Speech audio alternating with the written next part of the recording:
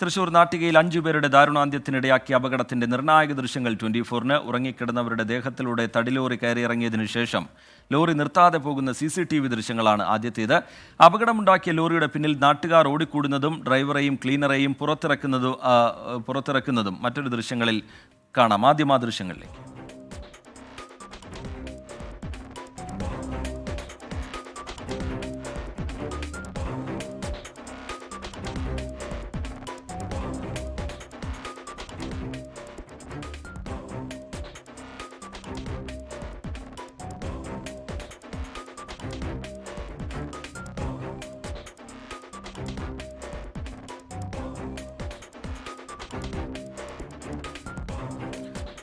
ഇന്ന് പുലർച്ചെയാണ് മദ്യലഹരിയിൽ ക്ലീനർ ഓടിച്ച ലോറി പാഞ്ഞുകയറി കുട്ടികൾ ഉൾപ്പെടെ മരിച്ചത്. കസ്റ്റഡിയിലെടുത്ത ഡ്രൈവർക്കും ക്ലീനർക്കുമെതിരെ മനഃപൂർവ്വമായ നരഹത്യയ്ക്ക് കേസെടുത്തു.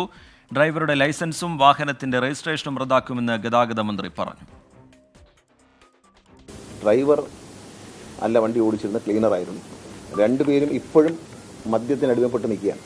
അവരിപ്പോഴും ക്ലിയർ ആയിട്ടില്ല. അവരിപ്പോഴും മദ്യപിച്ച നിലയിൽ തന്നെയാണ്. രണ്ടുപേരും വാഹനം ഓടി തുടങ്ങിയ സമയം മുതൽ മദ്യപിക്കുകയായിരുന്നു. ഈ ഡ്രൈവർ മാറി കിടന്നിട്ട് ക്ലീനർ വണ്ടി ഓടിച്ചു. ക്ലീനർക്ക് ഡ്രൈവിംഗ് ലൈസൻസ് ഇല്ല. Motor vehicle department transport commissioner നിർദ്ദേശപ്രകാരം ആദ്യഘട്ടമായിട്ട് അവരുടെ വണ്ടിയുടെ രജിസ്ട്രേഷൻ സസ്പെൻഡ് ചെയ്യും. അതിനുള്ള നടപടി ഇന്ന് തന്നെ എടുക്കും. തുടർന്ന് രജിസ്ട്രേഷൻ റദ്ദാക്കാനാണ് ഉദ്ദേശിക്കുന്നത്. ഇത് വളരെ ഒരു കരുതിക്കൂട്ടിയുള്ള തെറ്റെന്ന് തന്നെ പറയാൻ പറ്റും. നരഹത്യയാണ്. ഇത് അശ്രദ്ധമായ ഡ്രൈവിംഗ് തന്നെയാണ്. ഇക്കാര്യത്തിൽ ഒരു വിട്ടുവീഴ്ചയും ചെയ്യില്ല. ഡ്രൈവറുടെ പേരിൽ നടപടി എടുക്കും. പിന്നെ ഓടിച്ചിരുന്ന ആളുടെ പേരിൽ ലൈസൻസ് ഇല്ലാത്ത ആളാണെങ്കിലും ഏറ്റവും വലിയ ചാർജിട്ട് കേസെടുക്കാനാണ് ഉദ്ദേശിക്കുന്നത്. നാട്ടിക അപകടത്തിൽ തുടർ പ്രവർത്തനങ്ങൾ ഏകോപിപ്പിക്കാൻ മന്ത്രി MP രാജേഷിന് മുഖ്യമന്ത്രി നിർദ്ദേശം നൽകിയിട്ടുണ്ട്. സൂരജ് സജിയും S ശ്യാംകുമാറും വിവരങ്ങളുമായി ചേരുന്നുണ്ട്. ആദ്യം സൂരജ് സജിയിലേക്കാണ്. സൂരജ്, ഗുരുതരമായ നിയമലംഘനമാണ് ഉണ്ടായിരിക്കുന്നത്, വലിയ അശ്രദ്ധയാണ് ഉണ്ടായിരിക്കുന്നത്. ഈ ലൈസൻസ് ഇല്ലാത്ത ക്ലീനർ വാഹനം ഓടിക്കുന്നു, അതും ഡ്രൈവറും ക്ലീനറും ഒക്കെ മദ്യലഹരിയിൽ. 5 പേരുടെ ജീവനാണ് നഷ്ടമായിരിക്കുന്നത്. കർശനമായ നടപടികൾ ഉണ്ടാകും എന്ന് സർക്കാർ വിശദീകരിക്കുന്നുണ്ട്.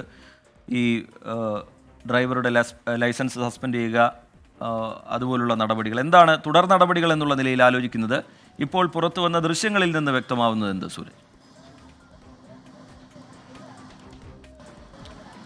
ഒരു നിർണായക വെളിപ്പെടുത്തൽ കൂടി ഇപ്പോൾ വരുന്നുണ്ട്. അത് അവിടെ ആ പ്രതികരണം എത്തിയിട്ടുണ്ടെന്നുള്ളതാണ് ഞാൻ കരുതുന്നത്. അല്പസമയത്തിനകം തന്നെ ആ പ്രതികരണം നമുക്ക് പ്രേക്ഷകർക്ക് മുന്നിലേക്ക് എത്തിക്കാൻ കഴിയും എന്നും ഞാൻ കരുതുന്നു. അതായത് ഈ അപകടത്തിൽ പരിക്കേറ്റ രമേശുമായി നമ്മൾ സംസാരിച്ചു. ഞാനിപ്പോൾ ഉള്ളത് തൃശ്ശൂർ മെഡിക്കൽ കോളേജിലാണ്. ഈ രമേശ് പറയുന്നത്, ഈ അപകടം നടക്കുന്ന സമയത്ത് രമേശിൻ്റെ അടുത്താണ് ഈ ലോറി വന്ന് നിൽക്കുന്നത്. ആ സമയത്ത് ഈ വലിയ ശബ്ദം കേട്ടാണ് രമേശ് എഴുന്നേൽക്കുന്നത് എന്നുള്ളതാണ് പറയുന്നത്. അങ്ങനെ രമേശ് എഴുന്നേറ്റ് നോക്കുന്ന സമയത്ത് ഈ ലോറി തൻ്റെ അടുത്ത് നിൽക്കുന്നു. ആ സമയത്ത് തൻ്റെ മകൻ്റെയും ഭാര്യയുടെയും ശരീരത്തിൽ ഈ ലോറി കയറിയ നിലയിലായിരുന്നു എന്നുള്ളതാണ് പറയുന്നത്. അങ്ങനെ ഇവരുടെ ശരീരത്തിൽ ഈ ലോറി കയറിയപ്പോൾ തന്നെ വലിയ രീതിയിൽ ബഹളം വച്ചു. ലോറി ഇനി എടുക്കരുതേ എന്ന് പറഞ്ഞ് ലോറിയിൽ തട്ടി ബഹളം വച്ചു. താൻ എഴുന്നേറ്റത് കണ്ട് പരിഭ്രാന്തിപ്പെട്ട ഡ്രൈവർ ഈ ലോറി പിന്നോട്ടെടുത്തു. അതായത് 2 തവണ ഈ ലോറി പിന്നിലേക്കെടുത്തു. അങ്ങനെയാണ് 2 പേർക്ക് ജീവൻ നഷ്ടപ്പെട്ടത്. ഈ ഡ്രൈവർ ആ ലോറി അവിടെ നിർത്തിയിടുകയായിരുന്നുവെങ്കിൽ ഈ 2 പേർക്ക് ജീവൻ നഷ്ടപ്പെടില്ലായിരുന്നു എന്നുള്ളതാണ് ഇവർ ചൂണ്ടിക്കാണിക്കുന്നത്. ഈ രമേശ് നമ്മളോട് നടത്തിയ ഒരു വെളിപ്പെടുത്തൽ, അതായത് ഒരു അപകടം ഉണ്ടായതിനു ശേഷം അവിടെ നിന്ന് കടന്നു കളയുന്നതിന് വേണ്ടി ഈ പ്രതികൾ നടത്തിയ നീക്കം, അതാണ് ഈ 2 ജീവനുകൾ കൂടി നഷ്ടപ്പെടുന്നതിലേക്ക് നയിച്ചതെന്നുള്ളതാണ് ഈ രമേശ് ചൂണ്ടിക്കാണിക്കുന്നത്. ആ ലോറി പുറകിലേക്ക് എടുത്തില്ലായിരുന്നുവെങ്കിൽ 2 ജീവൻ നഷ്ടപ്പെടില്ലായിരുന്നു എന്നുള്ളതാണ് രമേശ് പറയുന്നത്. തൻ്റെ ഭാര്യയും കുഞ്ഞും ഈ ലോറിക്കടിയിൽപ്പെട്ട് മരിച്ചു. ആ സമയത്ത് പോലും താൻ തൊട്ടടുത്ത് ഈ ലോറിയുടെ പുറകിൽ കിടന്ന ആളുകളെയെല്ലാം രക്ഷിക്കുന്നതിന് വേണ്ടിയാണ് ഈ ലോറി പുറകോട്ടെടുക്കരുത് എന്ന് ആവശ്യപ്പെട്ടത്. പക്ഷേ ഇത് മുഖവിലക്കെടുക്കാതെ ഈ ലോറി ഓടിച്ചിരുന്ന ക്ലീനർ ലോറി മുന്നോട്ടെടുത്തു എന്നുള്ളതാണ് ചൂണ്ടിക്കാണിക്കുന്നത്. ഞാനിപ്പോൾ ഉള്ളത് തൃശ്ശൂർ മെഡിക്കൽ കോളേജിലാണ്. ഇവിടെയാണ് 2 മൃതദേഹങ്ങൾ സൂക്ഷിച്ചിട്ടുള്ളത്. അതായത് ഇവരെ പരിക്കേറ്റ സമയത്ത് അവർക്ക് ജീവനുണ്ടായിരുന്നു.